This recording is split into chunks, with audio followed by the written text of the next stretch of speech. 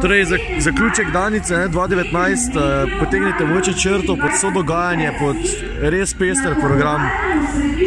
Pod letošnjo Danico je treba potegniti res debelo ali pa morda celo več debelih črt. Namreč Danica 2019 je prinesla spet toliko dobrih srčnih zgodb, predvsem pa toliko povezovanja in informacij o tem, kaj pravzaprav starejši predstavljajo v naši družbi.